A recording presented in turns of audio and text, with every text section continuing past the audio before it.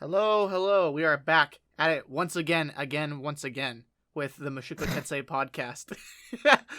We got the next part 2, and this is covering in the web novel / light novel. It's different than light novel. This is covering in the web novel volumes 7 through 13, all the way through there. So spoilers if you're in anime only, right? You probably better wait, because there's some pretty heavy spoilers in this section. Stuff happens. Maybe we'll talk very, very briefly about Light Novel 7. Probably not, though, since Justin hasn't read it. But, yeah. So we've got here today Justin. It's me. It's him. It's me, as always. As always, the goats. So, yeah, this is the part that's coming up next in the anime. I'm pretty excited.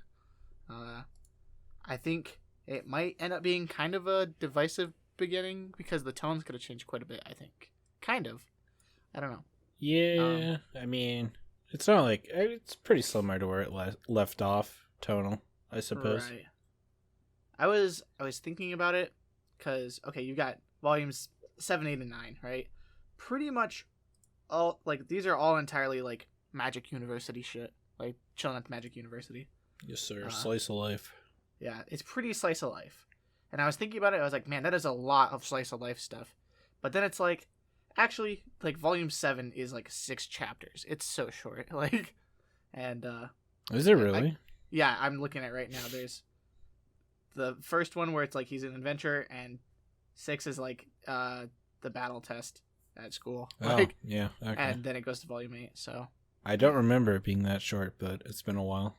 Yeah, it's really short. And then 8 and 9 are only 11 each, which is about average, but still not super long. I thought the average chapter for volume was 12-ish.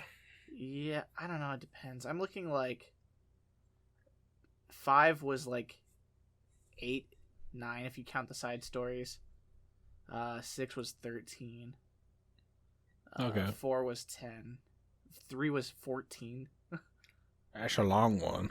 The series fluctuates a lot, which I think is really good. I think that's a good trait. Yeah, it doesn't lock them into yeah, certain amount of chapters for an arc or whatever.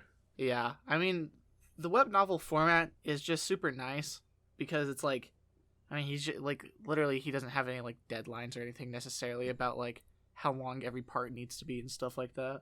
Yep, just writes when he wants. Yeah, leaves the formatting really open, which is very nice. But especially because he finished the entire web novel before it was even animated. Yeah. So it's not like he has any pressure to finish it to be so the anime can know what to do if they want to adapt the whole thing, but they have all the knowledge, they need to adapt it. So. Yep, and the anime is never gonna have to have filler to let the novels get further or anything like that. Yeah. So very nice. Very nice. Exactly. God, that shit ruined Akame Got Killed anime. Around episode 15-ish of the anime, they got caught up, and so they just did anime original stuff for the rest of it. Really? I haven't even seen it, so. Yeah, it's very different. In fact, a major character dies in one version and doesn't in another. The ending is completely opposite for this exact couple characters. And it's weird. Wow, what the fuck? Yeah, that's kind of weird. Yeah, there's also a whole extra villain team in the manga, and then a lot of the fights after the part where the anime caught up are just a little bit different from how the anime has them. It's weird as fuck, but I would almost have, I don't know, the thing I liked about the Akame Got Kill anime actually upon rewatching it a year ago was it's actually paced pretty well. So it's should they have just added filler? Probably not, right? But it's always weird adapting something differently or picking what you're adapting to or cutting. Yeah. You'll never satisfy everyone, and that's something novel adaptations of anime will always struggle with. Right. It's really hard. I think the Mushoku Tensei adaptation has been about as good as you can get. Yeah, it's on the upper end. The only other novel adaptation I'd say that's been close is probably the Monogatari adaptations. Because they directly borrow stuff from the novel. It's almost like an animated novel and how they do it. So I've kind of always, I kind of think they're not super good adaptations in the way that like a lot of the time people are like, well, you know, in the novel it's Nisio Oisin and he's a fucking crazy person, so a lot of his novels will have like really huge dumps of text that are like seem random or that kind of thing, where it's just like really off the point kind of stuff like that, and it's like pretty interesting. But then people will be like, the anime adaptation is really good because it keeps all that in, and it's like, yeah, and like frame by frame flashes on the screen and stuff like that. It's like, yeah, am I meant to actually pause and read that? there's an argument for sure of like whether or not keeping stuff in is a good idea, but I do like how they tried to like keep it as faithful as possible. So yeah, I like the idea, but it's like, to me it's kind of like, it doesn't like, I don't know, it's either, most people, I think, I didn't pause and read them for the most part. No, I didn't either. And most people probably just ignore it, and that way it's kind of just like, well, it doesn't really matter then. And if you do pause and read them, it's like, well, this is definitely a worse experience than reading the novels in this way. I don't know. It's hard. I mean, I think it's just really difficult to adapt that kind of style in particular too, because Nisio Oisin is crazy. Pretty raw. Much. Pretty raw. But the only bad things about the anime adaptation of Mushoku Tensei, I think, are just that they toned up the pervy stuffs in some areas. Like, yeah, I mean, they know to an extent that there's an audience for that. It's just yeah, how anime is, unfortunately. So pretty much, it's yeah, it's sometimes I have to remind myself that that's like a lot of the audience. Like, I'm in this big Mushoku Tensei Discord, and like today people were talking about something kind of interesting, and I was talking in there with them, but then it's like, and then like the next minute everyone's talking about how hot all the girls are and how much they want to fuck them, and it's like, oh yeah, I forgot this is who this appeals to, 14-year-olds. yeah. But you know, that's just fucking anime. So yeah, Volume 7 he's coming off the 2-year time skip. We got the time skip. I'm really interested to see if the anime will have the time skip or not. Yeah, we talked about that last time. Yeah, we much, did talk about that last time, so I won't cover it again. But we got Rudy is no more. We got Quagmire now. Yeah, we got the Quagmire. Not the Family Guy one. Yeah, I didn't even think about that, like referencing it to Family Guy and haha, they're both pervy characters, until like someone on Reddit, like after the second season or second core ended, and I was like, oh god. So hopefully that doesn't actually happen very much. To be fair, he kind of has erectile dysfunction, so he's not very pervy anymore. Yeah. Honestly, it's probably one of the funniest plot devices I've seen. It's really, kind of sad, but it's also really funny. It's funny, but it's all like, I see it more as like sad than funny, but it is definitely funny also. I mean, I don't know. I think it was a really good choice. Like, yeah, I mean, it like at least shows how much of a lasting impact something like that can have, especially on someone like Rudius who has been discarded in the past, and it's like, oh, it happened again. Right. Fuck me, I'm worthless. Yeah. That shit is tough. I mean, I think it was really good in that, like, I've been trying to view the work more and more as like commentary on sexuality and stuff like that, since that's like all the people on Reddit fucking argue about constantly, and yeah. it's like, yeah, whatever. And it's kind of like a really good device to be like, it basically forces him to reflect on his sexuality, like, in that way, because it's like, dang, I like can't get enjoyment from this anymore, and he has to really think about it and that kind of shit. I mean, yep. And it doesn't get fixed till the end of volume 9. Yep. So I mean, we got 3 whole volumes where like a couple pervy things happen, but it's not the main character like being pervy necessarily. I mean, there's a little anime fondling that occurs with the cat and dog girls, but it's a little trolling. Yeah. But I don't know. I think it makes it good. I don't know. Like, I think it's a really good plot device, basically, just to like force a character to not think about that kind of stuff constantly, and also reflect on maybe the ways he's not been so good with it previously. Yeah. So, pretty interesting. You never know what you have until it's gone. So true. So yeah, I fully reread at least these 3 volumes. I fully reread before this, and I read the manga. Oh, nice. which was like a lot more humor focused. Yeah, it's definitely really, really humor focused. What'd you think about it? I know people really hate the manga, but I think it's like exaggerated. I think people hate it. I actually did get kind of bored of it near the endish, where I was like, yeah, this is just like, I don't know, I feel like I'd rather be reading the novel. Right. But I think it was better having read the novel, because what I was looking to get out of it was not like the cohesive story stuff. It's just like, oh, I get to like see some of this stuff drawn out, which is fun. So right. I mean, the art is fantastic. Yeah, I got to see Zenoba doing a lot of funny faces, so I enjoyed that. And I mean, I know there's a guy who, on every fucking Mushoku Tensei 4chan thread, there's a guy who is like always one of the first like 3 posts who posts the image that's like a collage of like all the Sylphie faces from the manga. It's he has a problem. it's like all the like, you know, fits like faces and just like the random cute expressions and shit like that. It's pretty funny. The art is really good. I mean, yeah, it looks good. Yeah. So I agree. I mean, it's definitely a little bit more boring, but I think especially for this section, it works kind of decently as like a humor-based thing, because this is a pretty lighthearted section altogether. Yeah. But, yeah. Rereading this, though, I was, you know, I wanted to reread it because this is probably the part I was the most fuzzy on in my memory, just because, you know, it's slice of life, that kind of stuff, and it's been a while. Mm-hmm. It went faster than I thought. I liked it, like, I kind of liked it a bit more than I remembered liking it, maybe.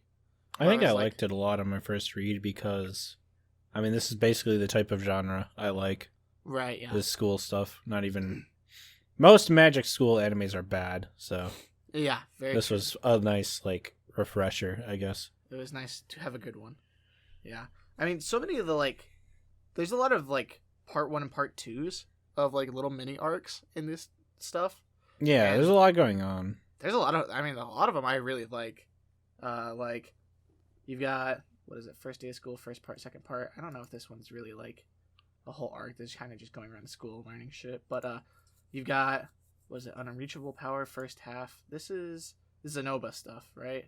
Yeah. I would have to say that was probably my favorite, is when he's like, the doll's broken. And he's like, what? Yeah, because there's this part of him. This 2-parter is the one where he's trying to teach him how to make the dolls and shit on his own. And dude, I fucking love Zenoba. I mean, he's such a hard worker, bro. He's just like the best guy ever. I swear to God. He's so good natured, right? Like, yeah. And it's like it talks about how it's just like he's just bad at magic to this degree. Like, he just physically cannot do it. It talks about how there's a part where he's trying to get like the mana usage down for how Rudius does it for the really small intricate stuff, and it's like talking about how for days and days on end he did nothing but use all his mana till he passed out, get up, use all his mana till he passes out, like, yeah, for several days. Like, that is some fucking dedication, bro. It's so sick. You can't help but admire him. Yeah, and then it ends with, like you were saying, the fucking, oh, by the way, can I see the Roxy doll? Well, you know, it's, yeah, and then right after you get into the Rainia and Persona stuff, where he basically beats the shit out of them and kidnaps them. I mean, they got fucked up. Sure does. Yeah, I kind of, I like Rainia and Persona as characters. I wish more was done with them after the Magic School stuff, but yeah, I think they're pretty fun. I mean, they do come up, but right, it's just Rainia like, comes back and she's like a maid and all that stuff way later. It's more of like a funny, like, oh, okay, they actually did come back, okay. Yeah, and she helps run the mercenary corps, right? So. Yep, and Eris almost kills her. Yep. She's a human body pillow. Yeah. But, yeah, I wish there was more of an emotional arc towards that kind of stuff, but I guess they were never the most serious. There's a part, I think, with her that's really good when her and Aisha are struggling. I kind of like that part. Yeah, I suppose, huh? Where it's like, oh, you're actually useless and you're ruining my house relations, that kind of thing. So that's pretty tough. That was a tough one. That was Indeed. Good. That'll be later. Yeah. Eventually. Yeah. But yeah, they get introduced, and this is definitely a section I could see when the anime gets to this, people getting annoyed at, just because Rudius is a suck up to everybody at this point. I mean, from here on out in the story, he just like, his approach to things is, yeah, I could probably beat them up, but hopefully it doesn't come to that. You know? Well, I think a lot of it for him was not wanting to repeat like what was done to him. Yeah. Because he got made, he felt powerless and he got beat up. And he's like, I don't want to do this to someone else. Like, I think he explicitly has a moment where he talks about that. Yeah, probably. I don't quite remember, but and it's definitely also just like humbleness, you know? He gets humbled by Orsted at that point. That becomes a big deal of it. The main man. And also there's a moment he talks about where it's like he doesn't want to be hated.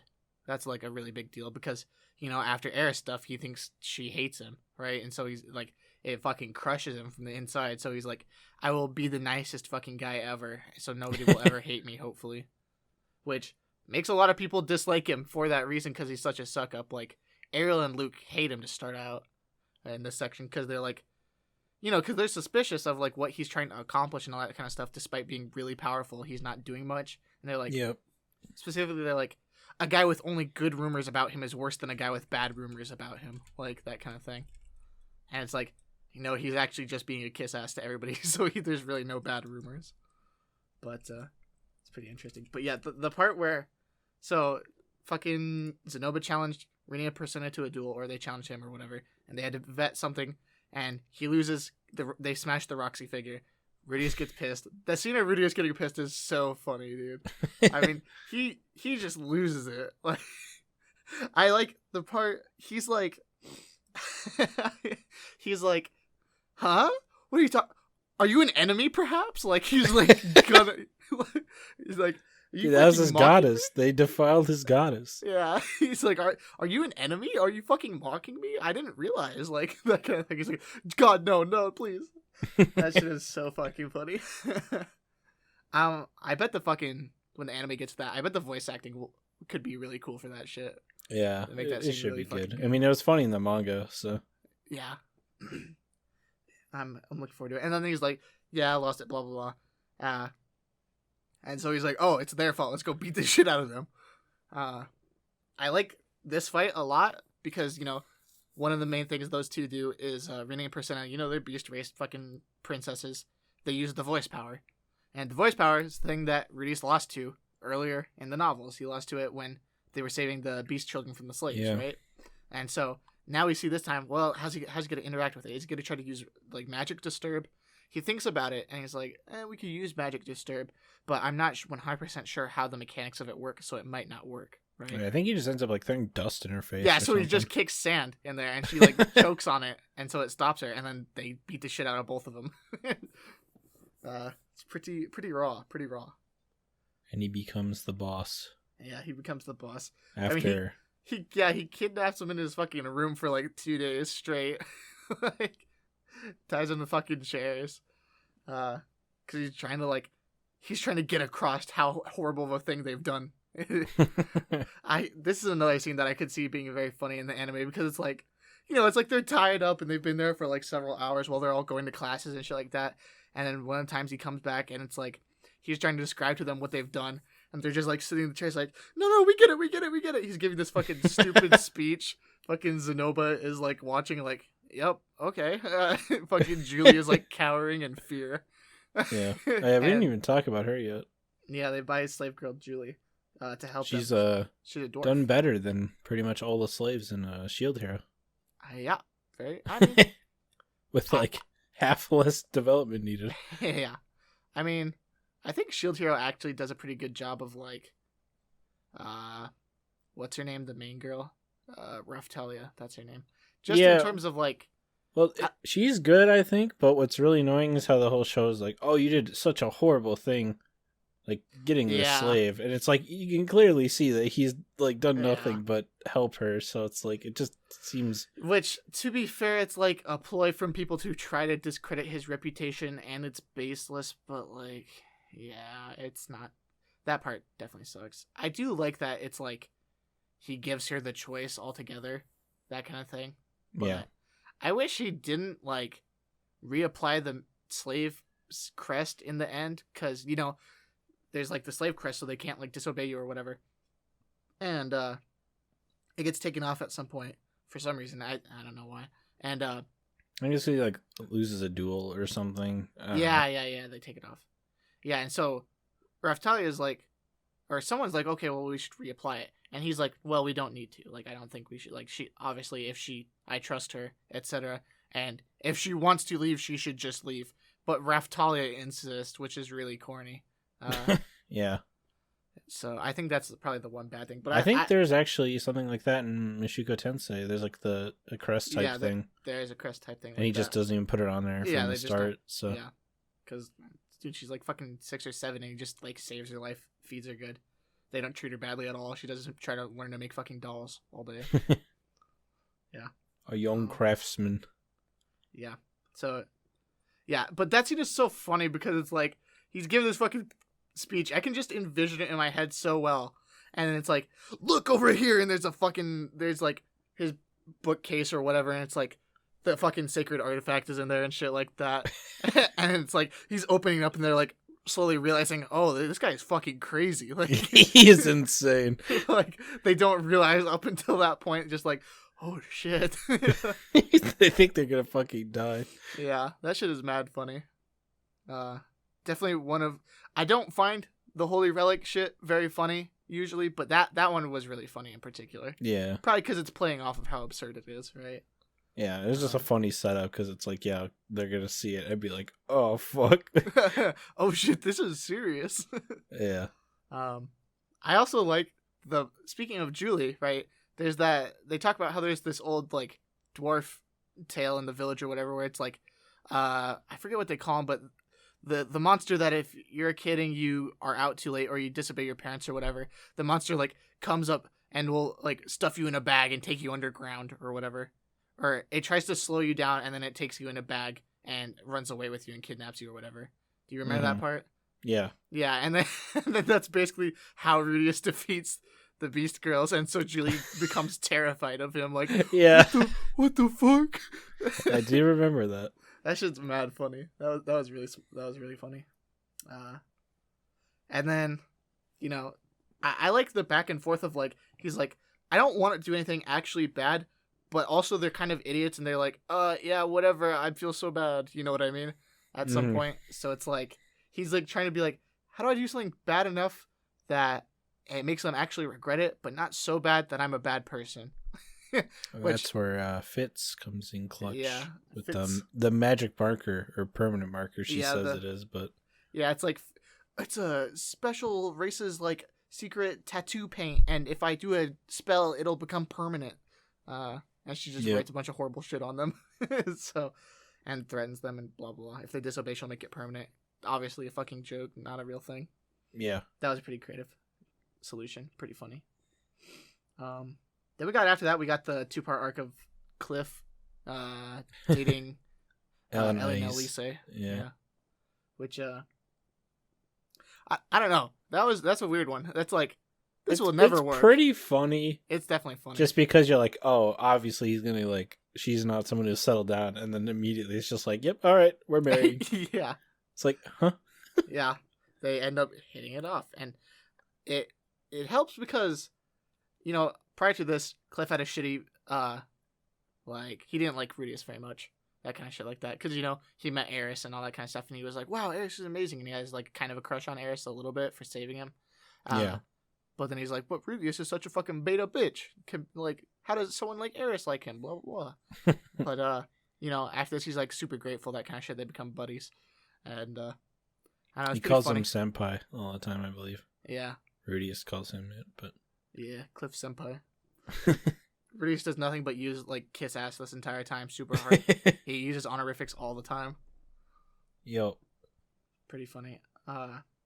It's also kind of funny because, they flirt in class and all that kind of shit, and he's like, dude, come on, I have erectile dysfunction. You guys are fucking rubbing it in. You guys are got it rough out here.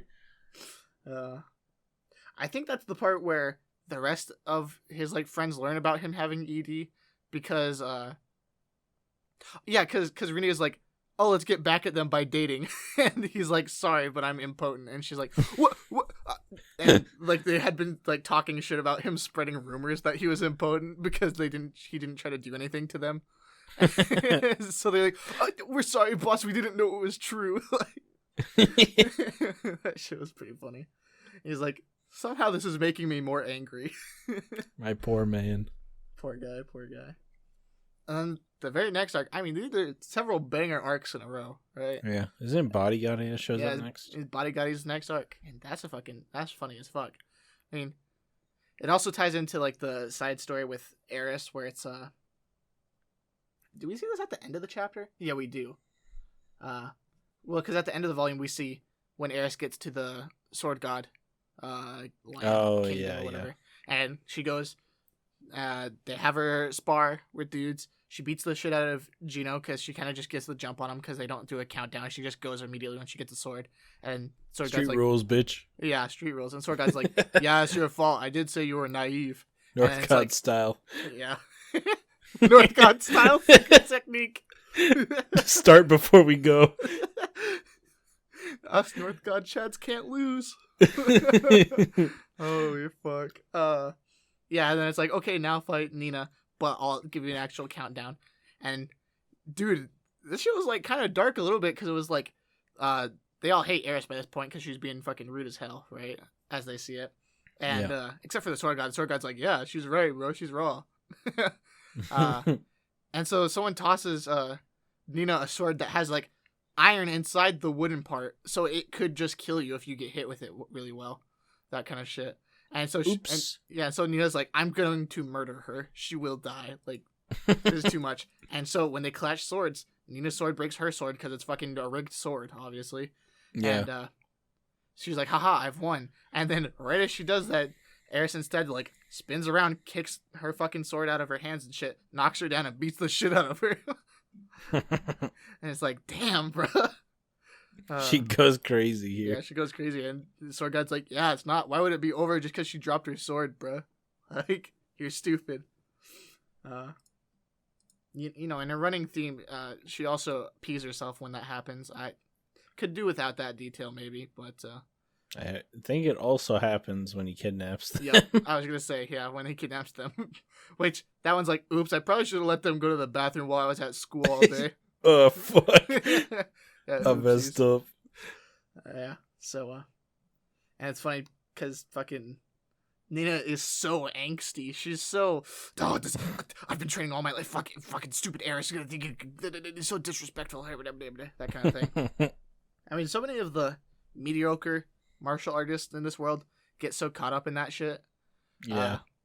I mean, basically the Sword God, like, stuff, the Sword God is just like, yeah, you'll like get stronger if you're just really true to your desires and work hard. Whereas like all the other swordsmen in that area are like, well, you know, that's greedy. You know, they think there's some like deeper truth they have to understand, like that kind of thing. Like a true martial artist does not use his stuff for violence, blah blah blah, all that kind of like Yoda type shit. You know what I mean?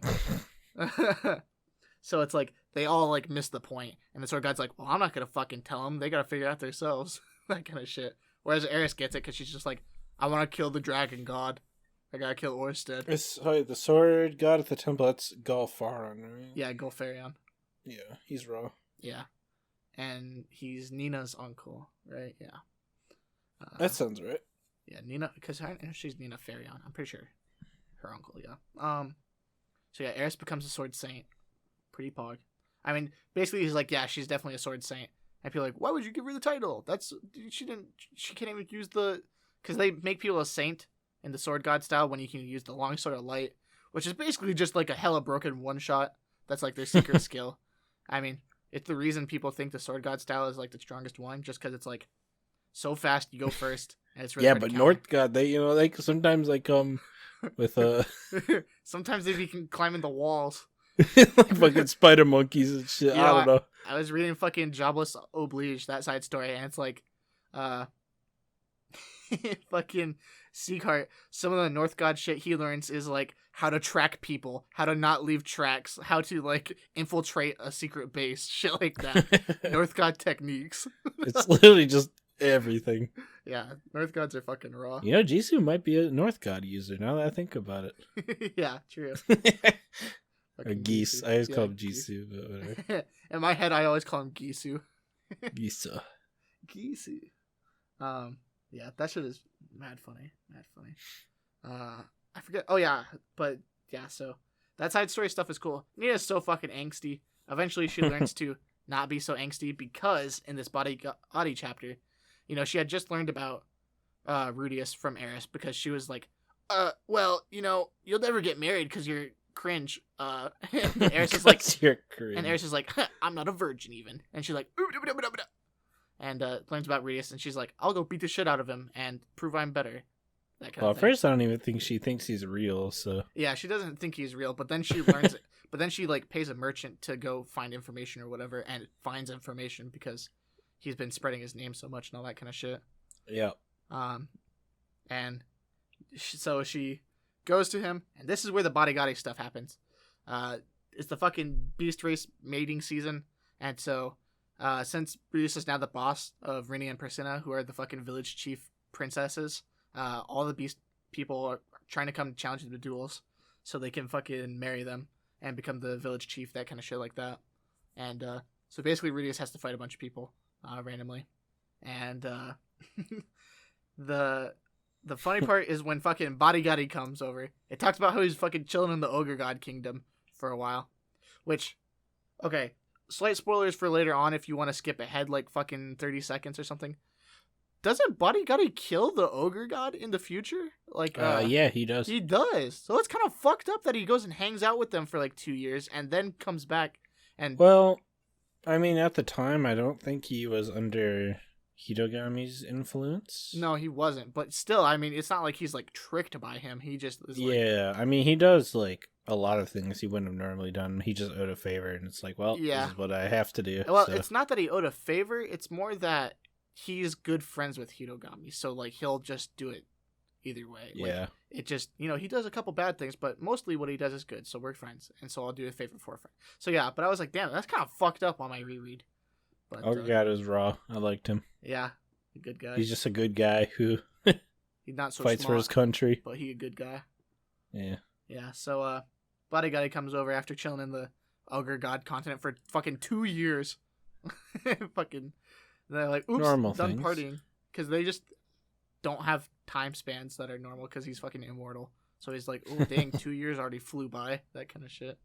Oops. Yeah, whoopsies. He comes to fight Rudius because he heard about Rudius from Kishirika because he's Kishirika's fiance, the one she mentioned earlier. The fucking creature. And she was like, yeah, he has the fucking monopool of Lapis, basically. And he was like, damn, I want to fight him. That's raw. Shit, okay. So yeah, he comes down. I love the details of like all the countries in the area were like, oh my god, there's a fucking Demon King invasion. What the fuck? Like that kind of shit. Yeah, even though the school's like going into the freaking the fuck out because he just walks in. Yeah, they're trying to gather like fucking military power. They're like, Rudius, can you hold him off for a while? He seems to want you. We're gonna go gather fucking manpower. Yeah. Shit, pretty funny. And you know, Bodyguardy comes through. He beats the fuck out of all the Beast Race people trying to challenge Rudius because they're like, bro, get in line. We're also trying to fight him. So he beats the fuck out of all of them, including Nina, who he doesn't actually like beat her up. She just, since you have to be king ranked or higher to damage him, like your skills have to be king rank or higher. She's like a saint, so she couldn't even like damage him and fucking completely shatters her confidence. And then she sees Rudius fight him, and Bodyguardy's like, okay, I'll give you one shot. If you hurt me, then I won't beat the shit out of you. And he's like, okay, fair enough, I guess. I can't stall it out any longer. Makes a crazy rock bullet and blows his fucking torso like 20 meters. Yeah, he shatters him. Yeah, he fucking annihilates him. I mean, the description is violent. It's like fucking his body, his lower half like rolls like 10 meters forward. Like, yeah, he gets annihilated. But yeah, and then Nina's like, damn, Eris was kind of right. I'm nothing compared to this dude. What the fuck? So, but yeah, I like that part because it humbles Nina hella, and she becomes good friends actually with Eris after that point, and is like, I can learn from being a training partner with her. And so they both get stronger. It's dope. The Bodyguardy amazing shit. Character development. Yeah, the Bodyguardy shit is pretty funny. I like Bodyguardy. Yeah, he's a very fun character. Yeah, he's raw. And he ends up going to school there, which is also pretty funny. Yeah, he becomes the special room teacher for their homeroom. and all he basically does is sit in the fucking lunchroom and drink all day. As you do. Yeah, I like the detail that he like changes colors slightly, like his skin color changes. Oh yeah, when he's like drunk and stuff. Yeah, that's pretty funny. What else happens here? So I think after that is when he meets Nanahoshi. Yeah, meets Nanahoshi. That's a good section. I've did a video about how much I like Nanahoshi pretty much. She's pretty raw. She's pretty raw. This is a good first section of meeting with her and all that kind of stuff. I will never talk enough about how much I like that when he sees her, he fucking flees for his life. Like, yeah, he's terrified. I mean, it makes sense though. I mean, he like this is like his biggest trauma at this point is like getting fucking impaled by Orsted. So being reminded of that. Angry fisherman. Yeah. There's a lot of sections. There's a lot of sections here that have like really good writing that I like. Like I really like that detail, but I also like when they're talking all that kind of stuff.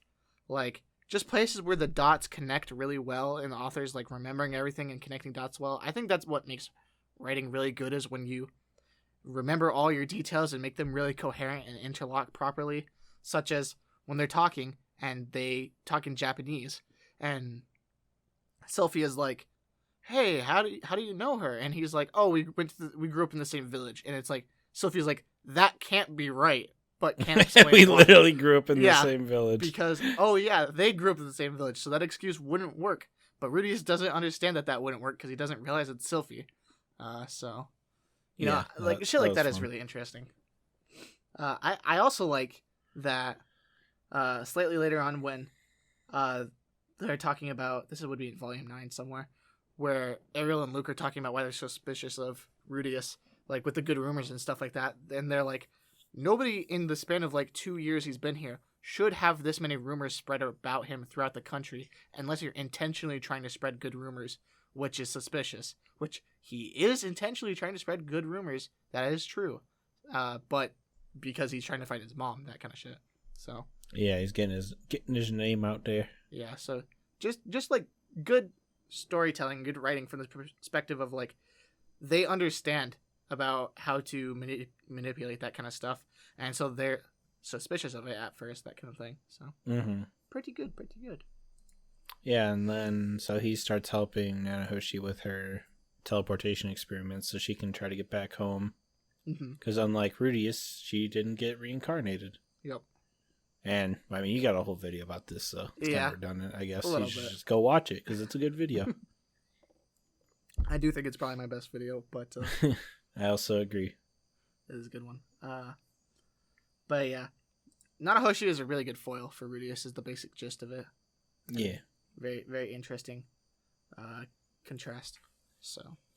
Yep, and then after that, basically is when, like, Rudius says, like, why do I like this guy? Fitz. I'm not gay, I think. I don't know. Yeah, it's like he's been struggling with his ED. He hasn't gotten a fucking erection in like upwards of 3 years at this point. But every once in a while when he's interacting with this guy, Fitz, he gets an erection. And he's like, that's not right. Interesting. Although at one point, when they're in the library and it happens, he's like, you know, this might have been like, because, you know, Hitogami gave him the advice that was like, you know, go to the Magic Academy, study this, and you'll gain your confidence cured as a man. And he's like, oh, that'll cure my ED. Okay, makes sense. And so he's like, is this what Hitogami meant?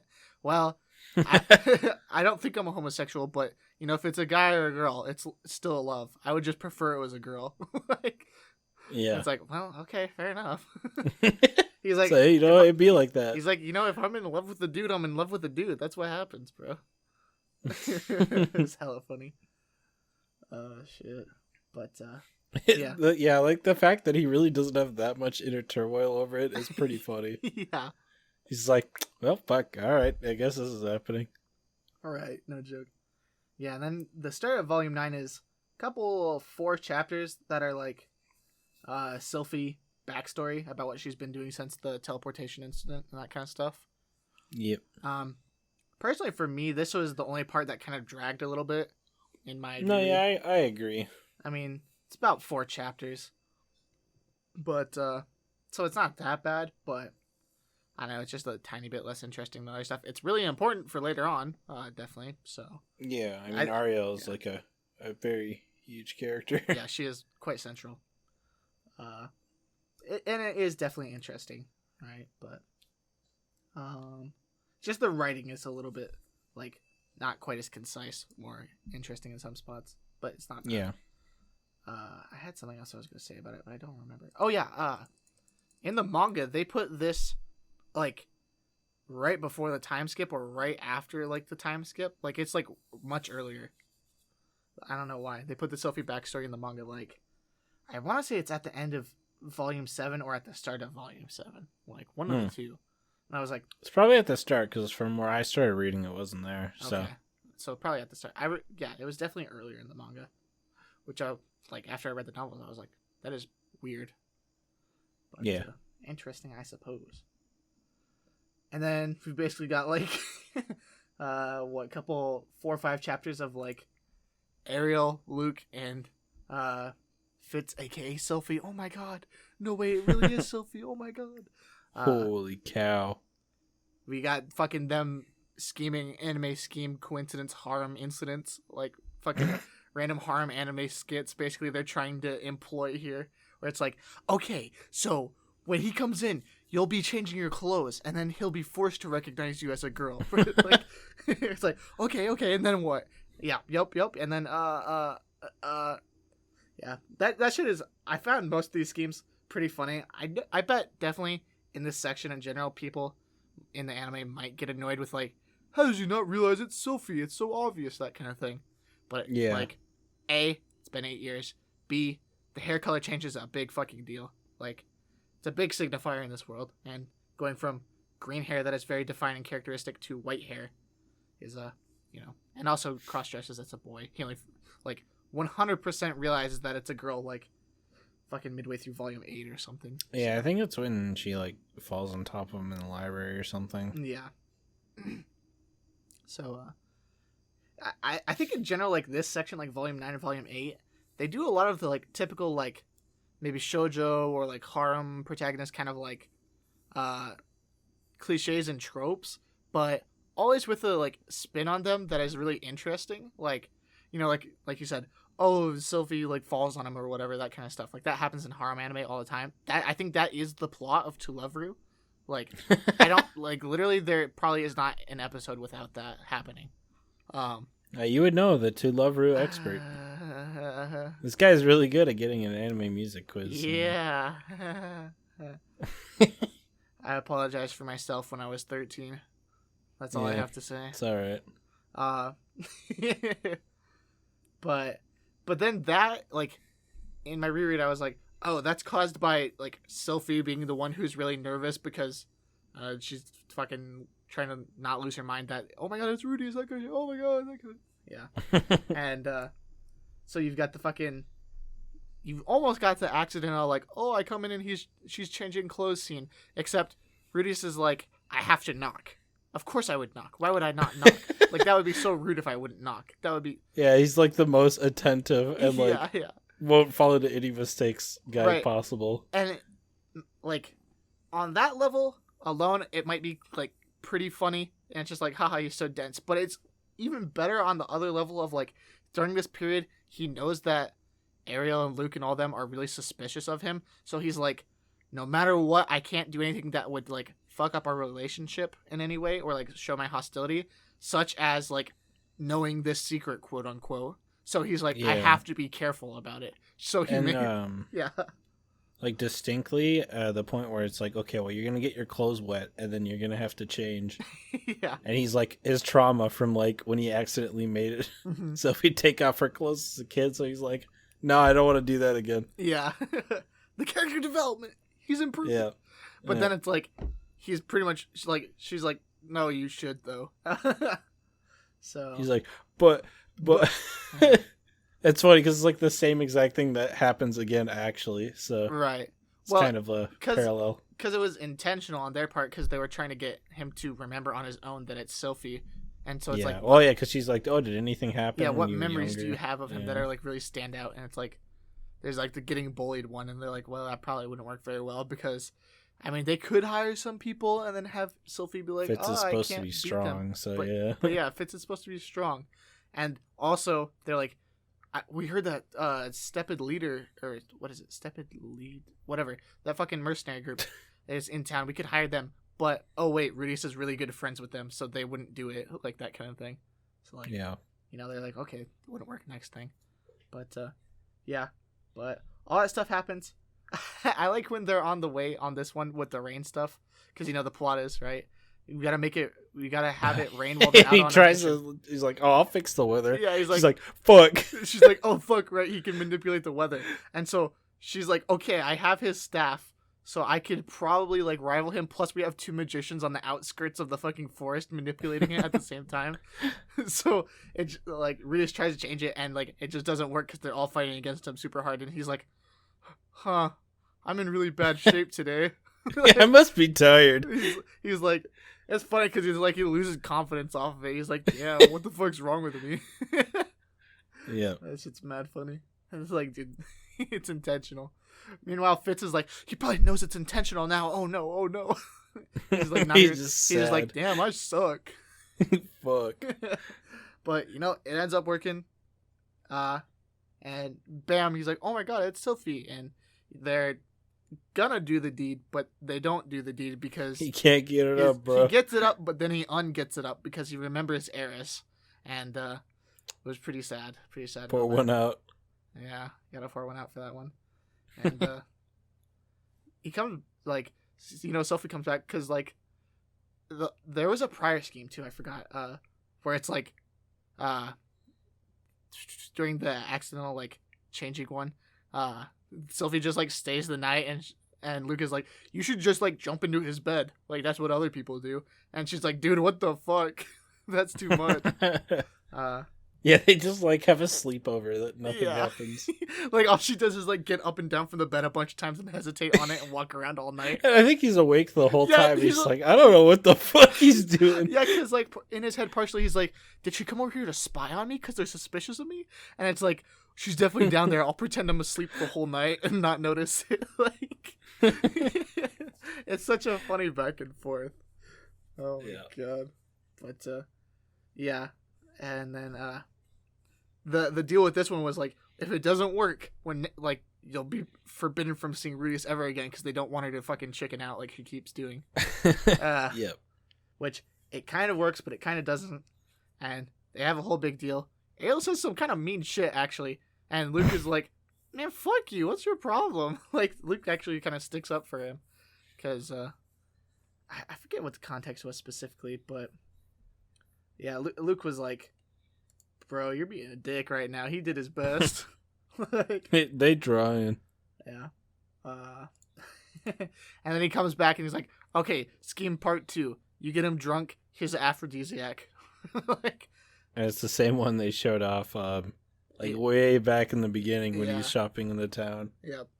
And he buys it, and I think he like spills it by accident. Yeah, it gets spilled because he's like, "Why would you buy?" Well, because he doesn't buy it intentionally because he's shopping with Eris, and Eris buys it for him because she's like, "I saw you were looking for it, or looking at it," and he's like, "Bruh." Pretty funny. It's kind of a funny callback. It's like the same exact bottle and everything. Yeah, that's pretty funny. Also setting detail of like, oh, it was only produced in that region, and that's why it's fucking hella expensive. Pretty interesting. But it works, and there's no trickery involved. Actually, she like tells him and everything, and it ends up working, and all that. So they get together, all kinds of good stuff, and he ends up marrying her. So it's pretty dope. And they get a house, and it has some weird eldritch horror in it. Yeah, they have a house, and they're like, it's haunted. The last people who tried to live here got fucking stabbed to death in the middle of the night. And they're like, okay, ghost, that's what's up. So they fucking it's him, Zenoba, and Cliff, right? They fucking camp out over the fucking night, and they're like in the fucking house, and they're like, we'll find what's up here. And the fucking automated doll made by some incredible designer. I know who, but it's kind of spoilers for some later stuff. But yeah, pretty interesting, pretty cool. Zenoba loses his fucking mind over it because it's like the most technically impressive doll ever. I mean, it fucking moves around. It stabs people, oopsies, but I mean, well, I think the doll becomes a lot of his inspiration for the armor and his magic hand, rocket hand, or whatever he calls it. Yeah. So, I mean, it's just a super huge step up in technology. So it's pretty cool. Yeah, because the doll was like set to defend the house or whatever, and the original owners were like long since gone or dead or whatever. So yeah, it kind of was just stabbing people. You know, a little oopsie. But yeah, they have it's like a fucking mansion. It's a big ass house, but it's like cheap because, you know, doll comes out and stabs people who try to buy it. So. And he also has a ton of money from, I think it was just from his adventuring. Yeah, I don't remember. Adventuring and stuff like that. He has a good bit of money. Yeah. Yeah. So they buy the house and then they get married, wedding reception, all that kind of stuff. And then eventually, I think Ryuger comes back with Aisha and. Yep, and Norn. Is this in volume 11? Yeah. Yeah. I think it's during the newlywed one. Yeah, volume 11. The very beginning of volume 11 or the Young Sisters like, chapter. Yeah. Okay. Very beginning of volume 11 is like he gets a letter from Paul, and Paul's like, "Yeah, we're still here. We don't necessarily need your help yet in the Beirito continent. We've kind of figured out a little bit where she's at, that kind of stuff. She's in this labyrinth or whatever, Zenith. Yup. And we don't really need your help yet. Just do what you are doing. We sent you the kids because they need somewhere to live." It's like, all right, that's take the kids. We get to see Ryuger again after so long. Yeah, Let go. Yeah. Him and Bodigatti do not get along very well. And then Bodigatti he leaves, right then, right? Was that why? Was it because of Ryuger? It seemed like it was because of Ryuger. It's obviously not because of Ryuger, because spoilers, right? But yeah. I mean, okay, minute or two spoiler break. Skip 30, 40, 50 seconds. I don't know. I thought it was because you mentioned Hitogami. I don't remember. Yeah, because this is when Bodigatti is leaving to go get the fighting god armor. Or it was Orsted or one of the two. Because I think so. Yeah, Bodigatti is going to get the fighting god armor because he leaves the school, and so he's going to get the fighting god armor.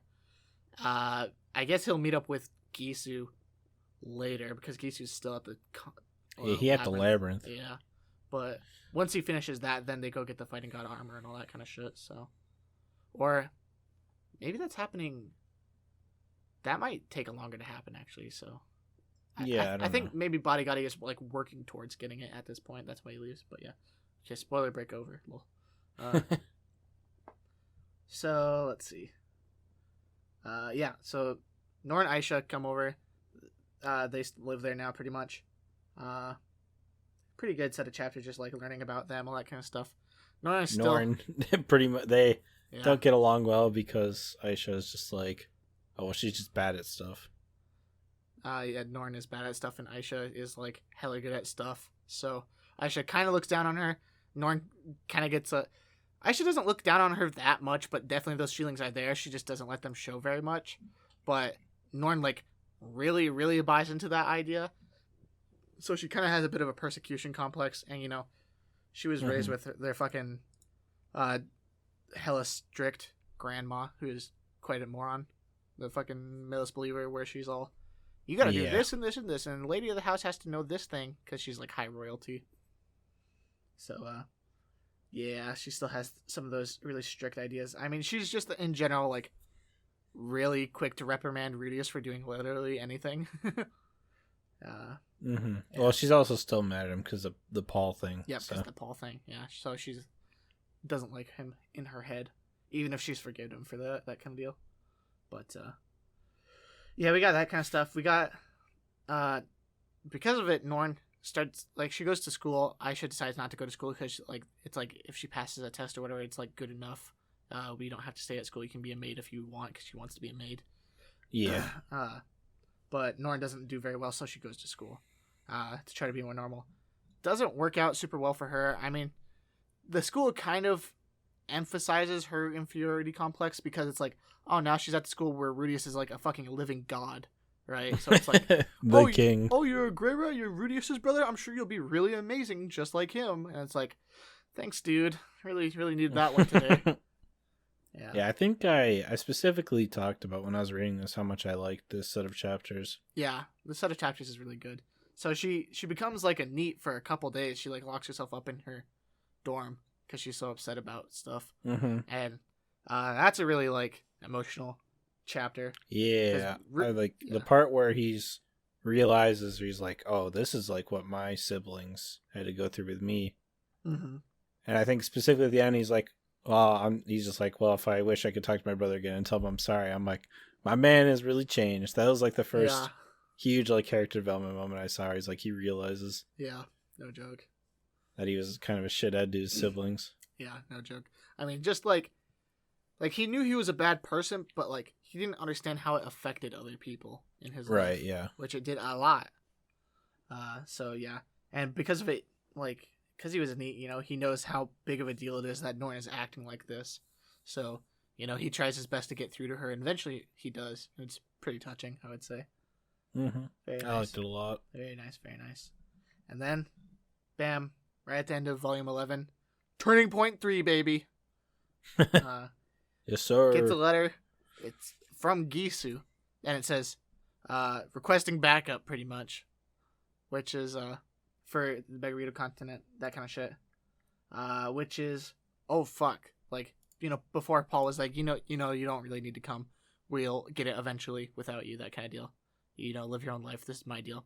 And yeah, and Hidogami even tells him not to go because he'll regret it. Yep, Hidogami, because Hidogami told him before. He was like, yeah, don't go to the Magic Academy.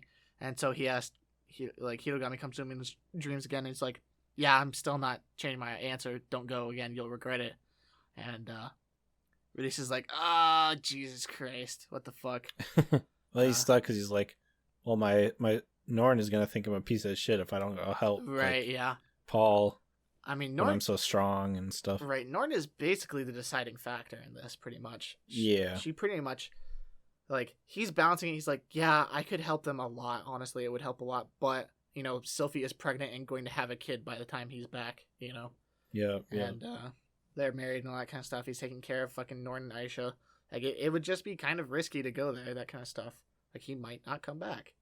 But, you know, he realizes how important Paul is to Norn especially, and how much she really wants him to help no matter what, and so he kind of to please her, like, decides, yeah, I'll do it, you're right, that kind of thing. And yeah, I think what helps him make his decision too is that Nanohoshi's like, yeah, you can use these like teleport circles that I use with Orsted to get there way faster, right? So. Yeah, that makes the decision a lot easier. So now, coming from spoiler perspective, right? When I was rereading this just a little bit ago, I was like, this is kind of a weird thing, because they specifically mentioned the detail of Geese is the one who sends the letter, right? Yeah. And he's been an apostle for Hidogami. He's an apostle. Time. Yeah, he's been an apostle for Hidogami like pretty much his whole life. So I'm like, did Hidogami tell Gisu to send that letter? Like, almost certainly, right? Like, I don't see why he would do it except for that. You know what I mean? Yeah, because, like, he didn't even, like, Paul or none of them didn't even tell him to. Right. So it's like, you gotta wonder, right? Like, why necessarily? Because, you know, Hidogami's like, don't go, you'll regret it. And I think the conclusion to come to probably is that, like, you know, all of these decisions have been so Hidogami can get Rudeus to trust him, right? I think this is the big one where it's like, I want him to make the wrong decision so that... Oh, yeah, he wants something bad to happen to him from not listening to him. Yeah, he wants him to regret it, pretty much.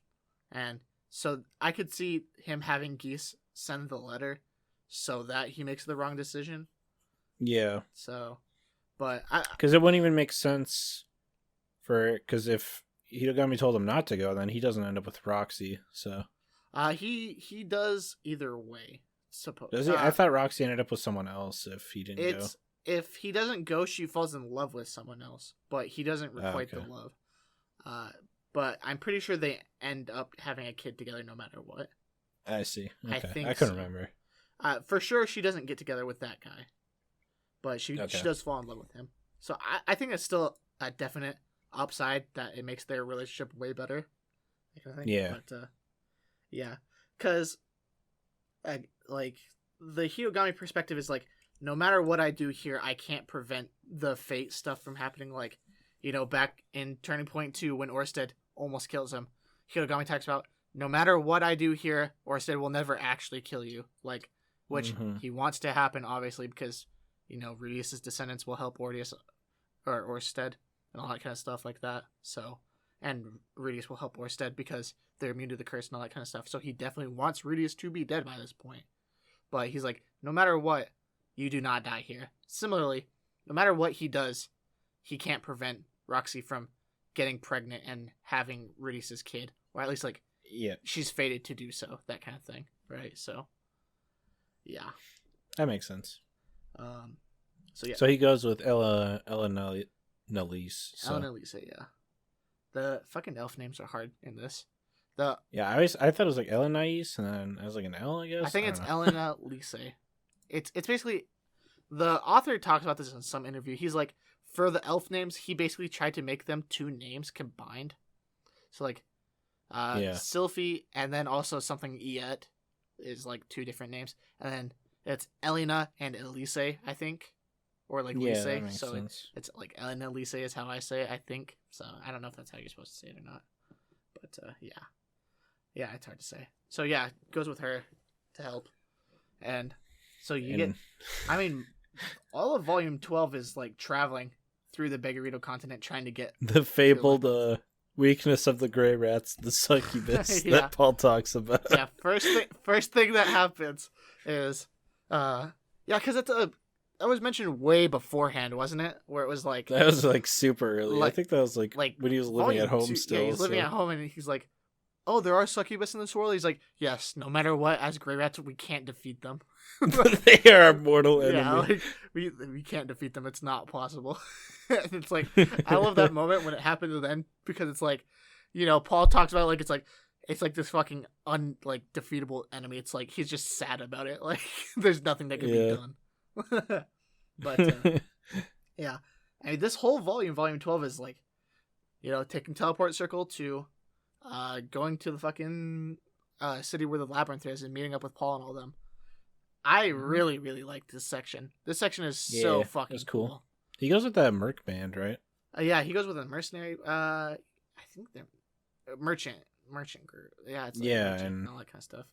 He has to use like the fog spell when they get ambushed, and one of them dies, and all that. Yeah, some of them die, and it's like the girl gets upset because it was someone she'd had a kid with at some point.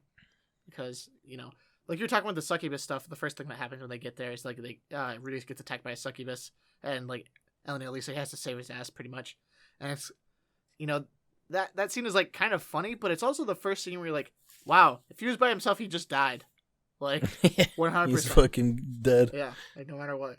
So it's like this whole section is like, this continent is fucking dangerous. Like there's just so many traps and crazy things, and like half of the dangers underground sandworms. Yeah, fucking sandworms where you step on a slot, and sometimes they come out of the ground and they've been waiting for you. It's their fucking trap spot, and you fucking die if you're not frame one ready to like counter attack or have someone bail you out, that kind of thing, which happens once or twice. There's once or twice where they're like, it's like really uncomfortably quiet because of how close it was, that kind of shit.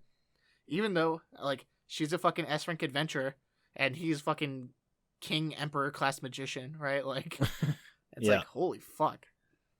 And with the merchants, stuff like that, there's all these fucking thief groups and all that kind of stuff. I mean, it's just a brutal place.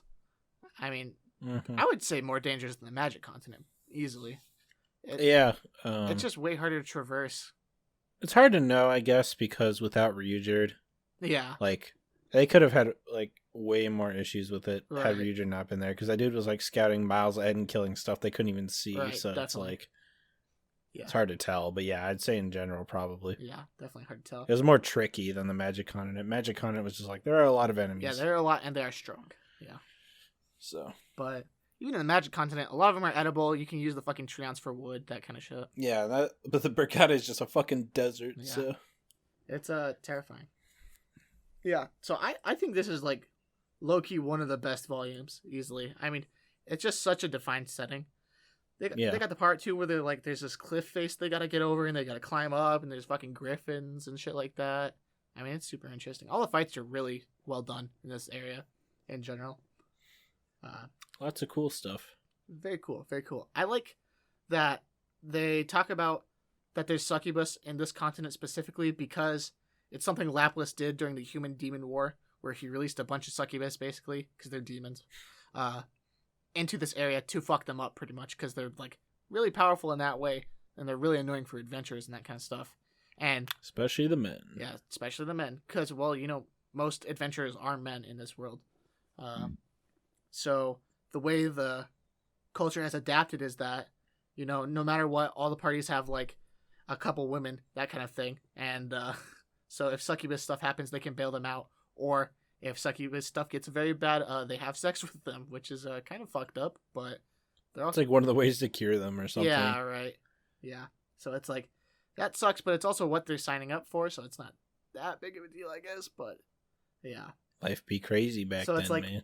There's a whole culture of just like now in this area on this continent, it's like, yeah, people don't really like raise their kids individually. Most people are adventurers, and a lot of kids are birthed through like the succubus interactions and that kind of stuff. And when someone has a kid, they take it as a sign like you've been a good adventurer. You can come retire from adventuring. And I think there's also bits about like how kids kind of are seen and raised by like the whole town because the fathers are pretty much never there. That kind of stuff. So there's kind of like it kind of birthed like a really cool like community atmosphere in that way. So it's pretty for sure. Really, it made it feel very unique from other continents and stuff. Really well thought out. I mean, really, it kind of it reminds me of Plato because Plato has like this, or had I guess, this ideal society in his head, and one part of it was like that kids are raised communally, because one thing that stops progress in his idea is that people are given special treatment based on their families and stuff like that. And so like people give other biases towards their kids and not other people's kids, but like raising them as a community would in theory be better, that kind of stuff. Plato is pretty much mostly bullshit for the most part, but I mean he's kind of full of shit. He's basically like Socrates light but less smart. I mean, because you know he's a disciple of Socrates, but like, yeah, Socrates never wrote anything down because he was like, when you write stuff down instead of explaining it to someone, you're like making the argument badly most of the time. And Plato was like, that's really cool. I'll write that down. So, and then he also took his own spin on stuff. I mean, when I learned about Plato and Socrates in my intro to political theory class, my professor hated Plato so much that when it got to the week, because we learned about Plato for like a whole week because there's a lot of stuff. Yeah. He made his teacher's assistant come in and teach the class that week, and he did not come to class because he hates Plato so much. Gotta boycott him. He says, "Yeah, I make my TA teach this shit because I hate him and I don't want to teach it. I don't want to see his face." Yeah, he's like, I don't want to talk about him. So he didn't come to class for a week, and a different guy teaches it. It was so. It's kind of raw. It was so raw. I was like, "Holy fuck!" I respect that. He's dedicated. That class was fucking godlike. That class was hella godlike. Nice. But I will say the one thing I've been like in the last like year or so, the one thing from Plato, I think it was a Plato thing, that I was like, you know, he was onto something with this one was, I mean, this is really stupid. In his like ideal society or whatever that he imagined, part of it was like a lot of fiction was like banned.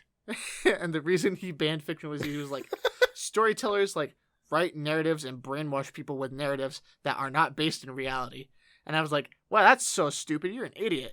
And then sometimes I'd be watching some shit and it's like, you know, so many things make a point with what happens in the story, like that kind of shit. And it's like, sometimes it just makes no fucking sense. Like sometimes it's just like, yeah, the bad guys win, or the bad guys lose and the good guys win, because this thing is true. And it's like, well, it's not like you won because it's true. You wrote it to be true, so here's your point. Like, so it's like, you know, he had a little bit of a point. He had a little bit of a point. Might been on something. I thought you were about to go on a tangent about how some anime should be banned or something. No, but I forget what. I definitely had a thought of like making that into a video where I was like, these animes are not allowed in an ideal society. Where I'm like, This is what Plato was talking about, like shit making bad points in fiction and it ruining people's minds. Number 1, Attack on Titan. Yeah, so true. I forget. It's like a really specific scenario. I forget what I was thinking of though. I don't remember at all. But... Number 2. Yeah, so that Toloveru. That was super funny. Plato's a fucking moron though for the most part. I mean, he also had like when people are born, they're judged on their skills immediately and birth, and like we'll create a fiction where it's like, we'll tell everyone that people are born with like gold or silver or bronze inside them, and like you're that good of a person based on your merits on when you're born. And when children are born, we'll judge them at birth to see how good they are, and then, you know, so we can have a true meritocracy. And it's like, I mean, we know Mushoku Tensei is direct opposite of that. Yeah, and it's like, yes, I judge the child when he's born for how skillful he'll be. Like, oh yeah, that makes sense. Really good thinking there. But I don't know about you. I came out of the womb. I was like, I'm ready to review some anime, man. Yeah, hell yeah. He did have, though, he thought the system of government should be like a monarchy, like a dictatorship, but a dictatorship specifically by a philosopher king, which Plato was a philosopher, so it's no bias there. He definitely doesn't want to be king or anything like that. In my opinion, I should rule. That is all. Thank you. Thank you for coming. But his opinion was that it should be a philosopher king because, you know, true philosophers have no like worldly desires, that kind of thing. Where it's like, yeah, you know, since they have no worldly desires, they won't make biased decisions to like make themselves powerful. Because, you know, most kings suck because they're like, what is the thing that will help me the most? Who gives a fuck about the public? So he was there's that whole idea of utilitarianism, right? Yeah.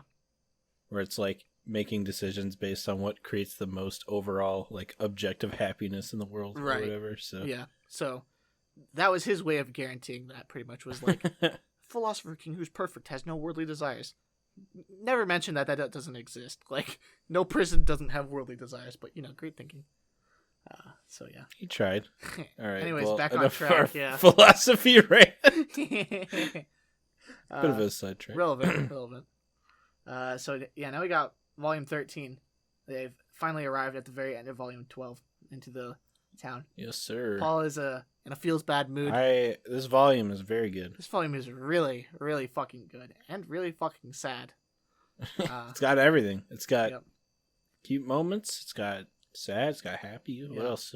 Yep. It's the human experience in this fucking volume. I like that when he gets there, Paul is like kind of in a feels bad mood because they haven't been making much progress lately because it's just so fucking difficult because, you know, they're in the fucking teleport labyrinth. That's the one they have to clear. Fucking like S-rank difficulty labyrinth. The hardest labyrinth. Yeah. No one has cleared. Like fucking literally fucking impossible, it feels like. Because it's like, oops, I stood on the wrong spot that I had no way of telling most of the time. During the middle of a fight, I stepped on a slot and got teleported inside the labyrinth where I will surely die. Like a dead end full of fucking monsters. Yeah, it's like it's fucking Monster House labyrinth, right? Like fucking you play fucking Pokemon. PMD bullshit ass 99 floor. Yeah, except you're not broken. Start at level 1. And it's the Celebi dungeon. Yeah, it's fucking broken. I mean, nightmare scenario. Complete nightmare scenario. You can see some of them, but you can't see all of them. And not all of them. Some of them are 2 ways where you can warp back and forth. And it's like, okay, I get out. But some of them are just, they warp you there. And the monsters in this labyrinth are intelligent. So they know where all the fucking warps lead. So if they see you stand on some shit, they go, oh, fuck, he's in there. Go murder him. Right? I mean, it's fucking horrible. It's the scariest place. Yeah. So, yeah. But, you know, with Rudius, they start making more progress because he's fucking strong. I mean... So when he gets there, Roxy's there, right? At first, or is she trapped? She's captured by this point. Yeah, okay. And yeah, so they have to make plans, and they're like, okay, we'll have to hurry and try to save her. She might be, because I think it's been almost a month she's been in there or something. I want to say I thought it was like a week. I don't know if it was a month, but let me see if I can find it really quick. Yeah, they make hella preparations and stuff like that. It's very so it doesn't explicitly state it, but I'm assuming that Geese, was he charting a map or he finds one, or he gets one from someone, right, or something? I don't remember if he gets a map. I thought it was he would get a map if Rudius didn't come. Wasn't it that? I don't know. I thought he got one somehow for like the first floor or something. Or the first and second floor. Maybe. I thought they just made one. I'm not sure. It could have been that. I don't know. It was one of the Not two. a super important detail, I suppose. But yeah, I mean, they make hella preparations. They go in, and there's just this whole volume. This is one of those volumes that's really hard to summarize because it's like, they fight and they explore the dungeon and that kind of shit like that. But like, it's all a lot of cool like adventuring. Like, it was super heavy D&D vibes from that. Yeah, I mean, if you like D&D or any fantasy like dungeon crawling or RPGs, even like, it's super super good. Like, or it's like mana, talking about like, okay, we need to keep our spells. Like, what's our best like party layout here? Right. Yep. A lot of cool stuff. Yeah. These enemies on this floor are like weak to this. These enemies on this floor are weak to this. So we should have this position.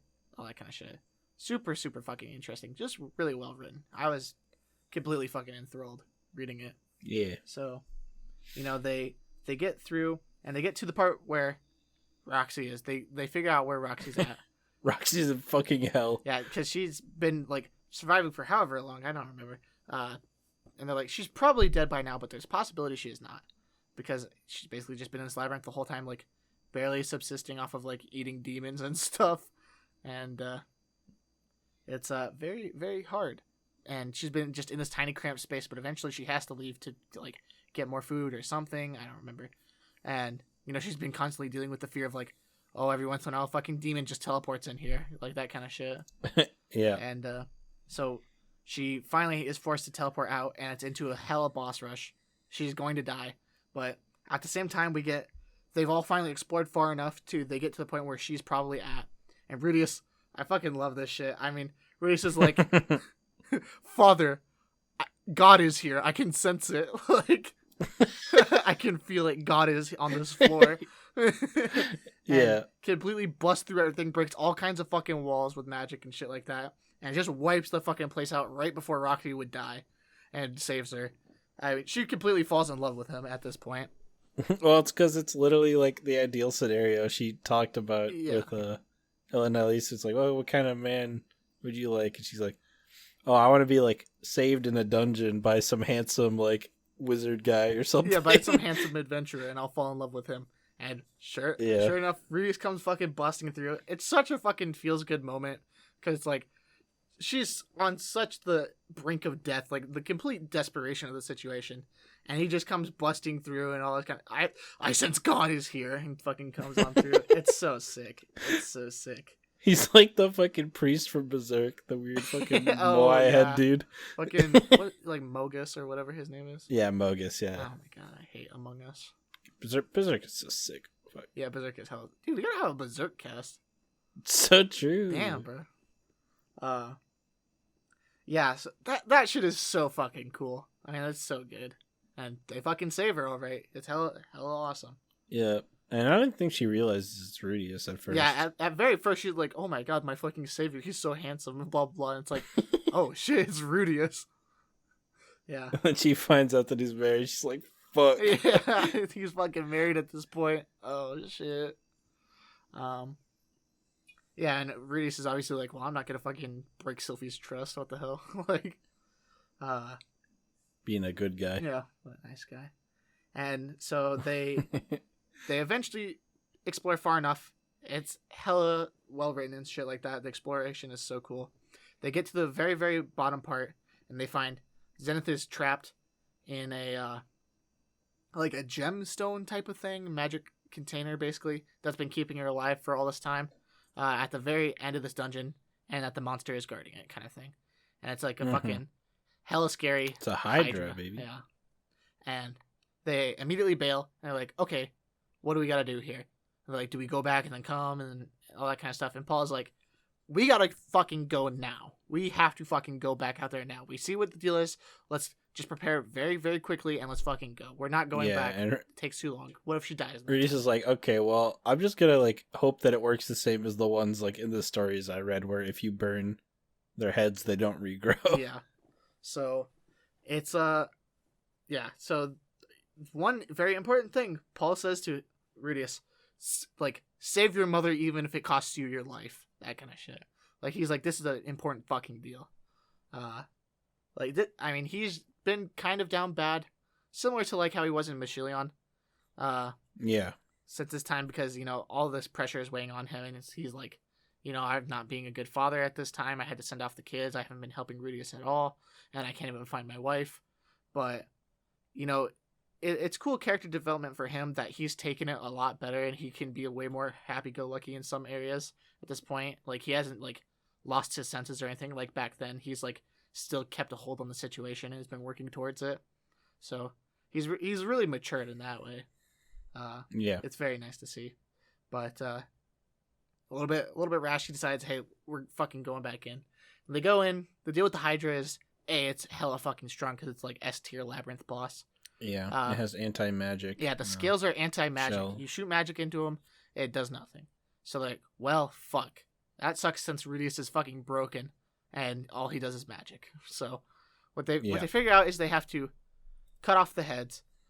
Physical stuff still works, so they have to rely on like Paul and people like them to do damage. Paul is very good here because his sword has the power of like when their defense is higher, his attack is better. So I mean, hella broken sword. The armor-piercing sword. Yeah, hella broken. But if they cut off the heads regrow.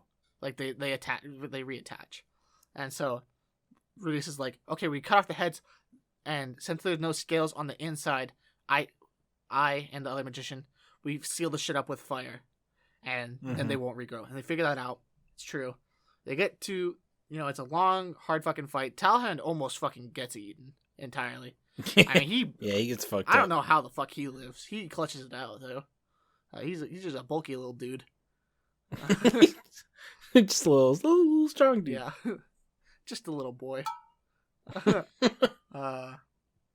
And then, very last head, it's going out, all that kind of stuff.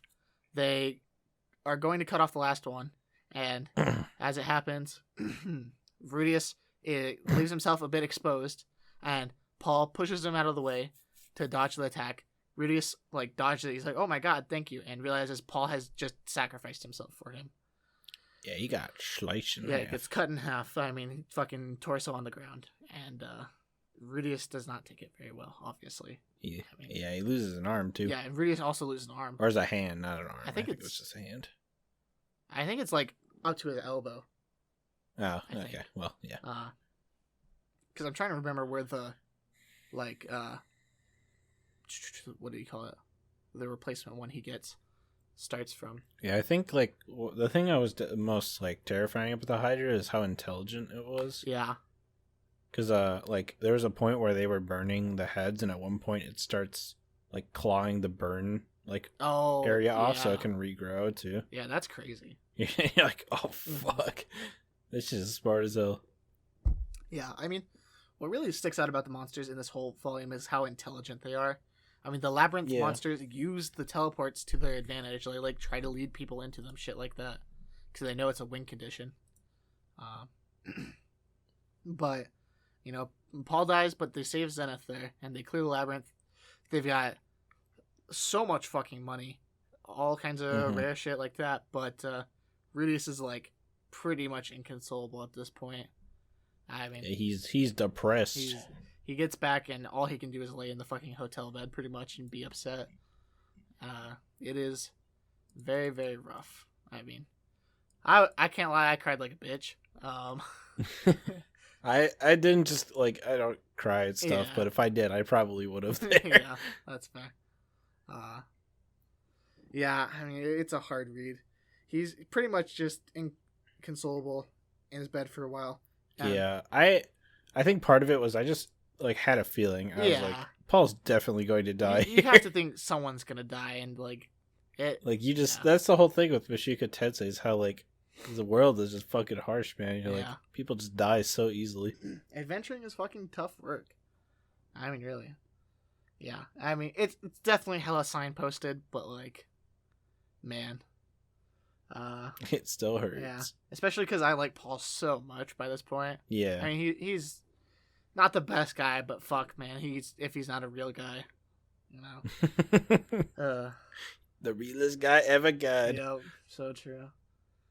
So, and then the way he is reconsoled is basically Roxy just seduces him into like he's just like laying on his bed like I don't do shit anymore. I want to kill myself like, and she basically just like tries to fuck him, which is something, right? But it kind of gets him out of his funk because it's a person he does in fact love in some degree, but in the process it means he has now cheated on Sylphie, which is adulterer. Yeah, not good at all. Not super his fault, particularly, but not. And she did save him, which becomes a big reason why Sophie's like, all right, well, that's fine, I guess. And she's like, I didn't really expect you to stay loyal forever anyway. Yeah. It's like, well, I knew with how many people, and it's like, dude. It's sad, but it's like, well, she did know. She called it. Yeah, he's like, I want to be like, dude, you didn't trust me? But he's like, but I did, in fact, do it. Ouch. Shit, you got me. And fucking Norn's pissed. Norn is so mad because, she was raised by a strict-ass grandma who's a devout Millis believer. So she's like, you had more than one wife? Cringe. Yeah. Not based. And she really likes Sophie, too, so. They get back and Rudy's is like, I will try to marry you as well, that kind of thing. You've done so much for me now. And Roxy is completely smitten for him at this point. They come back and it's a whole big deal, pretty much, but Sylphie is pretty accepting of it. Norn is really fucking mad about it, and I don't know. Well, she's also sad because fucking Paul died. Yeah, she's fucking so sad because part of the reason she wanted Rudius to go in the first place was to get Paul, like to make sure he's fine. It was also to get Zenith, but I mean, got her. Which they do, but she's also unable to talk or respond or anything. She basically becomes a she's an invalid. Yeah, she's an invalid, but also in the way that she still understands stuff and like empathizes and all that kind of stuff, but she just like can't talk. She doesn't think very well anymore. She needs taken care of pretty much. Which it's nice that she's alive though, at least. Like she can live a somewhat decent life with them at the house, but especially with the help of Lilia. But Lilia is just like completely fine with it because she's like, yeah, his dad had 2 wives. Why wouldn't he? Yeah, she's kind of the goat. Yeah, she's kind of a moron. I go back and forth on Lilia where I'm like, base behavior, good work. She's a good person, and then sometimes I'm like, you're a fucking idiot. Especially with how she raised Aisha. I mean, she's kind of shitty to Aisha. Because she's like, you have to be a fucking maid. Fuck you. You're the lesser fucking sibling. Well, she kind of like raised her to be like to serve Rudius for life because of how Rudius saved her. Yeah, pretty much. Which like not really how you want to raise a kid, but I'm kind of understand it's her way of like giving back. Yeah. But then the part it's like she sees herself as the mistress because she basically is to Paul, and so she's like, you're the mistress's kid. Don't fucking make a fuss. You should be lucky you're fucking alive. Like that kind of shit, basically. Yeah, which it seems harsh, but I guess but like she's just like she's worked with a lot of royal families. That's just how it works usually. Not everybody is nice about it, like they are. So, it's definitely a tough situation, which definitely leads into why Aisha is so smug to Norn. Because it's like, oh yeah, I've been raised to think I'm worse than you, but you're like not as good at anything compared to me. Like. So she also kind of sees her as like condescending in that way. But So I think I mean it ends with all them living back at the house. Yeah, the last chapter. Which is kind of nice. Yep. So yeah, so it's like pretty much all the family back together. Back at the house. Except Paul. Yeah.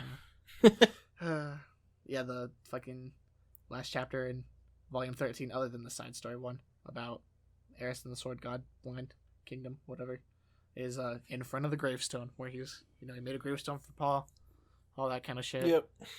They got tons of money now though. On the upside, he can just kind of do whatever. Yeah, they did get a shit ton of jewels, magic stones. Yep. Hell, and also, fucking magic absorbing scales that they can make into armor and shit like that if they want to. Pretty useful. True. Pretty useful. It does get used later at some point. No way. Yeah, eventually clears everything up with everybody, and now he has 2 wives. So, way to go. Nice. Yeah. What is the fucking Eris side story here? I'm trying to remember. I thought it was just more like sword training stuff. Yeah, I'm trying to remember what exactly though. So I think the third guy shows up. This is when the water god shows up. Yeah, that guy. Yeah, girl, but or girl. Yeah, it's Rita the water god. She's a fucking old ass lady at this point. Yeah. So basically, sword god calls down Rita the water god in her. Is she king ranked at this point, or is she saint ranked? I think she's king. I think it was saint. Is it saint? I think. I could be wrong, but I thought it was saint. Either way, she becomes king at some point. But yeah, she brings her disciple, who's saint ranked, I think, and basically, sword god is like, I called you here so that our disciples can train together and shit. And she's like, okay, but I can't teach Eris the fucking water god style because she's a retard who won't wait for anything. And it's like, you know what? Fair enough. I don't care. I just want her to fight and practice against it. She's like, why? Oh shit! I just fucking slammed my desk. Boom! I hit that shit with my knee. Because she's like, yeah, Eris trying to fight the fucking dragon god. For some reason, dragon god Orsted is fucking a water god master, like completely unbeatable and that kind of shit. So she got to get used to it. So yeah, they gain a third person in their training.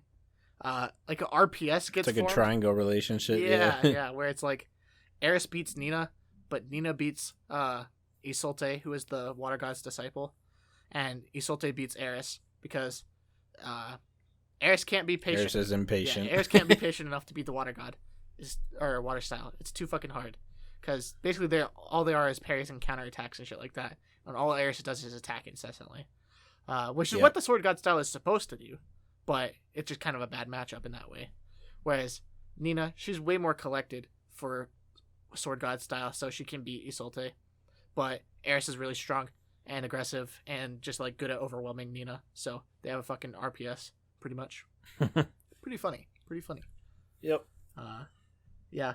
I like the whole deal with the Sword Kingdom, Sword God land, like training stuff. I mean, it's really important setup for later. Right. It's really important setup, fucking power up for Eris. I really like how it's like, the more people you get and become friends with in this way, like once Nina becomes friends and actually like understands Eris better and Eris understands her better, they become really good training partners and they both get stronger because of it. This is just, adding another layer to that. So it's pretty cool. It's pretty cool. Good stuff. So yeah, I mean that's the end of this section, volume 7 through 13. Any general thoughts here? young man period. Yeah, the young man period. Actually, no, it's called the youth period. My bad. Yeah, because by the time he comes back, is he 15 now? Yeah, but there's like a time skip right at the end of this volume. I'm trying to think actually what age he would be, because okay, he's 12 or 13 before, like when he has sex with Eris, right? Because Eris had just turned 15. She just turned 15, and so he was 12, I think. Yeah, and so there's a 2-year time skip there. And then 14, yeah, so he's probably like 15 or 16. About a year till he leaves for the Beggarito continent, and there's a year or 6 months or something that he's there. So yeah, he's probably 15, 16 at this point. So yeah, finally like a full-fledged adult. Not that it really matters, but in the world, yeah. Still crazy to think about having 2 wives at like 16 and being married. No fucking joke. But it's pretty cool because now we're like, he's always loved Roxy just for how helpful she's been to him for his entire life. Yeah. I mean, literally has a shrine to her. Yeah, which is mostly a joke, but only mostly. Only mostly.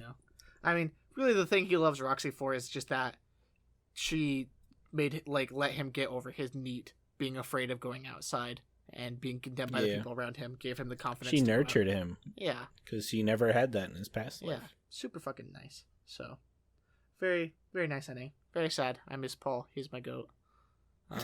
So true. Dude, I cannot imagine what fucking like r/anime is going to go through when this shit is that's going to be a fucking... People on Twitter, dude, poor fucking Pancake. He's going to lose his fucking mind. Does he love Paul? I don't know. I have no idea, but he definitely will lose his mind. Sure. All right, this is big moment. Important period. It was a big moment. But not as important as what we'll be talking about next time. Oh boy. I mean, ooh, that's the good shit. Yeah, we're gonna, volume 14, which we'll be talking about next time, is like not a ton of stuff happening here, just kind of like fun slice of life stuff, right? And then yep, but 15, baby, oh boy, I mean, that's when shit just like that's a huge turning point. Yep. Yeah, 15 is actually mostly non-Hoshi stuff up until turning point 4. So, yeah. But yeah. So, really fucking good section. I think this section is really strong, actually.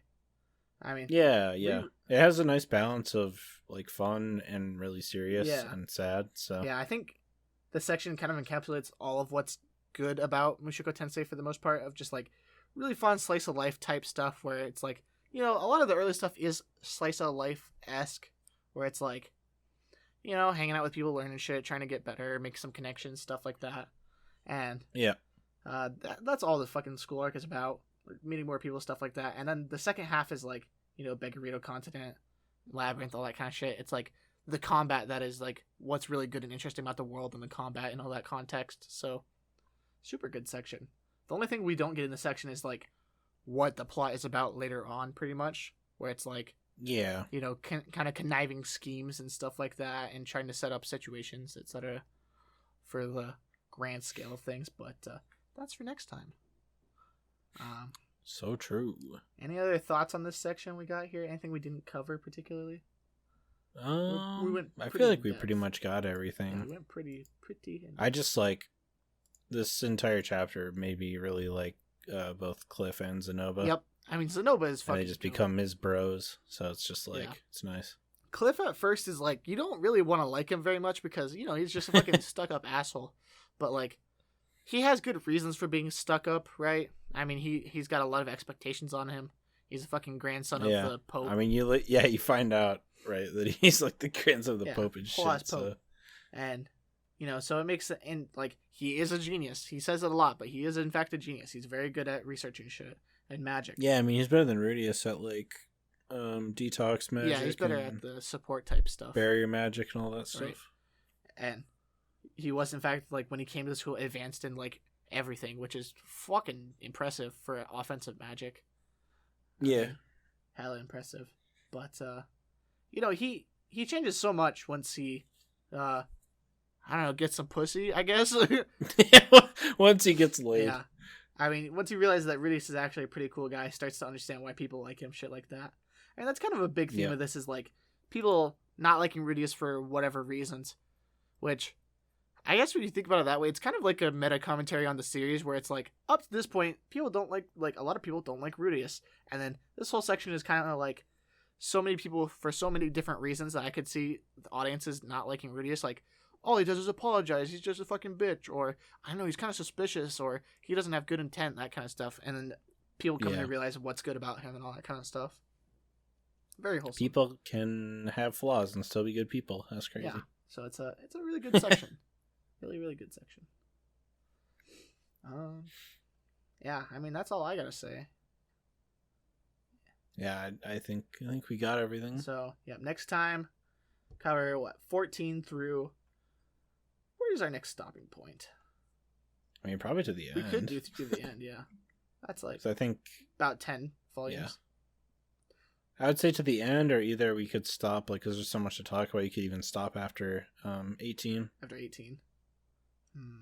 But we could probably just go to the end, honestly. Yeah, so. We probably could. There's so much stuff, though. Especially because, like, the last chapter. This next, like, section is... Yeah. What? It's like 10 volumes, 10 or the other ones are like 6 or 5. This was about 6, 7-ish. So we'll see. I mean, we could just talk. If it ends up going to a certain time, we can just stop. Right, so. Yeah. I don't know. Well, we'll cover some. These have been both an hour and a half-ish, so. Yeah. What are we at? Are we at about... Yeah, we are at about an hour and a half, so... I think we'll probably end up having to break it up into another 2 parts, but... Yeah, I mean, there's literally so much. Like, I think we could... The time travel chapter itself could take up a fucking... Yeah, no fucking... ton of discussion. I'm definitely... And how cool and well done it is. I'm definitely gonna gush for fucking ever about it, so... Yeah, cool. All right. Well, I think we're about ready to wrap it up. Thanks for watching, everybody. It was a good ass time. Yes, sir. I like the video. Yeah. If you dislike the video, leave a like. Other Mushoku Tensei videos. Yeah.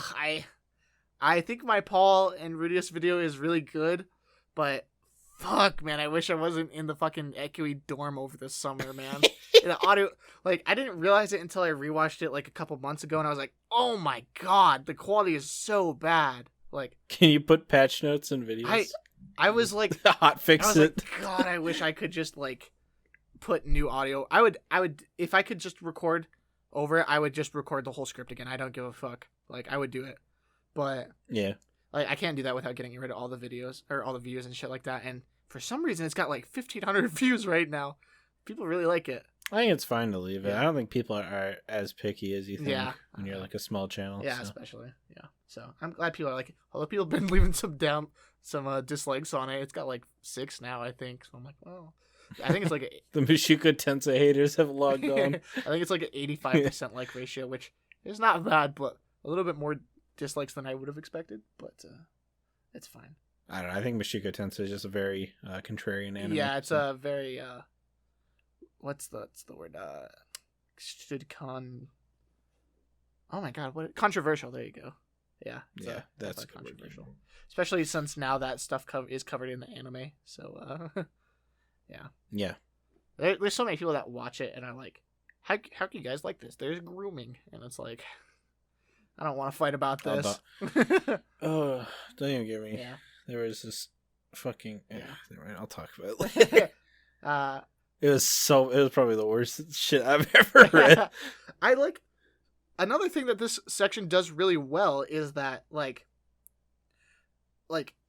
all of the girls he interacts with and eventually like marries, they all have a long period of separation from him. Like Sylphie especially. Yeah. I think if you come to the conclusion when they get married that she only likes him because she's groomed or some stupid shit, you're like mentally deficient. Like, because like literally I'll say he probably was intending to groom her, right? Like he kind of talks about, I can mold her into my perfect wife, like that kind of thing, which is fucked up and bad because he's a fucking idiot and an asshole and weird. Yeah, but at the same time, I wouldn't call it like it's not like some people are like he's just a fucking pedophile trying to fuck her from day one or whatever. Not true, right? In the web novel specifically, he's like, I don't feel any romantic attraction towards her, but maybe when she's an adult, which is weird.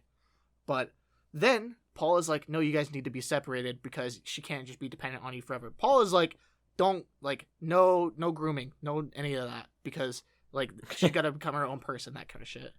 So they're gone for fucking like 8 years. She's a fucking adult when she comes back, and you know, it's also very wholesome that like they kind of fall in love all over again. Rudius does, like, without like, it's just like they would have been compatible even if they only met much later on in life.